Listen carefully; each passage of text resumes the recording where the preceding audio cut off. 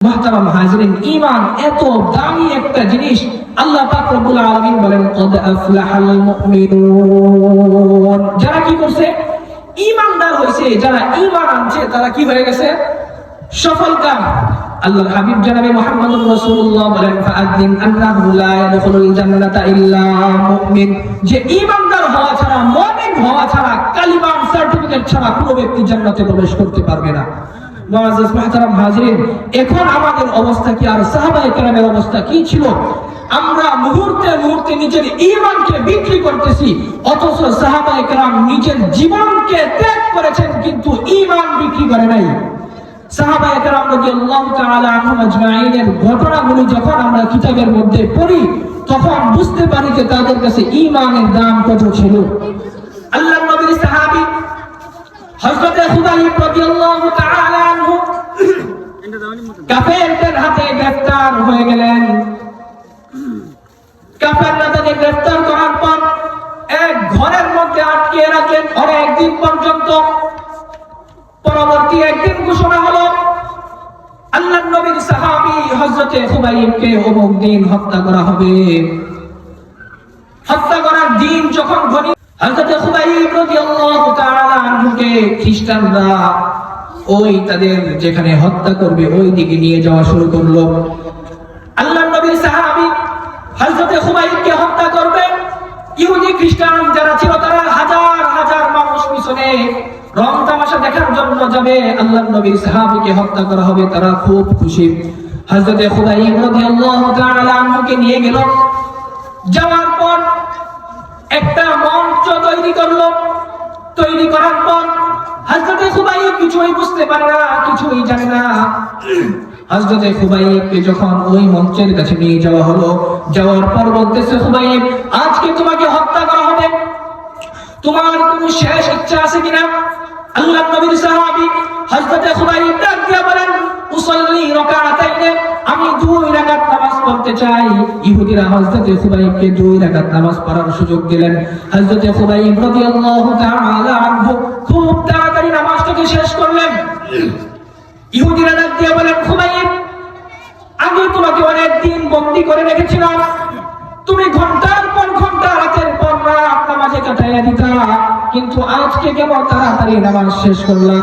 হযরত খুবাইব ডাক দিয়া বলেন, আমি যখন নামাজে দাঁড়াইলাম, নামাজের মধ্যে অনেক শান্তি পাইতেছিলাম, কিন্তু আমি নামাজকে তাড়াতাড়ি শেষ করলাম এই কারণে, যাতে করে তোমরা বলতে না পারো যে মুসলমান ঈমানওয়ালা মুমিন মৃত্যুকে ভয় করে, এই কথা যাতে বলতে না পারো, এটার জন্য আমি খুবাইব তাড়াতাড়ি নামাজ শেষ করে দিলাম। মুহতারাম হাজিরিন, নবীর সাহাবীরা এক একজন কতটুকু কুরবানি স্বীকার করেছেন, কতটুকু ত্যাগ স্বীকার করেছেন ইসলামের মধ্যে, অথবা ইসলামকে নিয়ে একজন বেঈমান, বেদীন, নাস্তিক, খ্রিস্টান, ইহুদি সামান্যতম কথা বলবে, নবীর সাহাবীরা এটা কখনোই বরদাস্ত করতে পারতেন না। হযরত খুবাইব রাদিয়াল্লাহু তাআলা আনহুকে ওই যে মঞ্চ করেছিল, মঞ্চের মধ্যে উঠাইলেন। উঠানোর পর হযরত খুবাইবকে একটা বড় তক্তার সাথে দাঁড় করাইলেন। দাঁড় করানোর পর বাম হাতটাকে টান দিয়া বাম হাতের মধ্যে পেরাত মারতে লাগলেন। আল্লাহর নবীর সাহাবীর হাত দিয়ে রক্ত বেয়ে বেয়ে পড়ে, চোখ দিয়ে পানি পড়ে। ইহুদিরা ডাক দিয়ে বলেন, খুবাইব, তোমাকে আমরা এই মুহূর্তে মুক্তি দিতে পারি, তোমার জানটাকে ভিক্ষা দিতে পারি, যদি তুমি একবার ঈমানটাকে ছেড়ে দাও। হযরত খুবাইব ডাক দিয়ে বলেন, নিজের জীবন চলে যাইতে পারে কিন্তু ঈমান বিক্রি করব না। কাফেররা বলেন, ঠিক আছে, তোমার এত রাগ, এত গুসা, তুমি এত মজা পাইছো মুহাম্মদের ধর্মের মধ্যে, ঠিক আছে, তোমাকে আজকেই আমরা হত্যা করব। আল্লাহর নবীর সাহাবী হযরত খুবাইব রাদিয়াল্লাহু তাআলা আনহুকে তক্তার সাথে লাগাইয়া একের পর এক পেরাক মারতেছে। ওই ইহুদি মহিলারা হযরত খুবাইব রাদিয়াল্লাহু তাআলা আনহুর গায়ের মধ্যে কাঁটা দিয়ে আমরা যেভাবে মুরব্বা বানাই, ঠিক সেইভাবে হযরত খুবাইবের সারাটা শরীরকে জজরা করে ফেললো। আল্লাহর নবীর সাহাবী হযরত খুবাইবকে তক্তার সাথে পেরাক মারার পর সারা গা যখন মুরব্বার মতো একবারে ছিদ্র করে ফেললো, করার পর হযরত খুবাইবকে ডাক দিয়ে বলেন, খুবাইব, শেষ সময় তোমাকে একটা ফুরসত দিতে চাই, একটা সুযোগ দিতে চাই, যদি তুমি আমাদের শর্ত মানো তাহলে এই মুহূর্তে তোমাকে মুক্তি দিয়ে দেব। হযরত খুবাইব ডাক দিয়ে বলেন, কি করতে হবে বলো? ইহুদিরা ডাক দিয়ে বলে, তোমাকে বেশি কিছু করতে হবে না, হযরতে মুহাম্মদকে নিয়ে একটা গালি দিবা, শুধু মুহাম্মদকে একটা গালি দেওয়ার বদৌলতে আমরা তোমাকে তোমার জানটাকে ভিক্ষা দিয়ে দিব।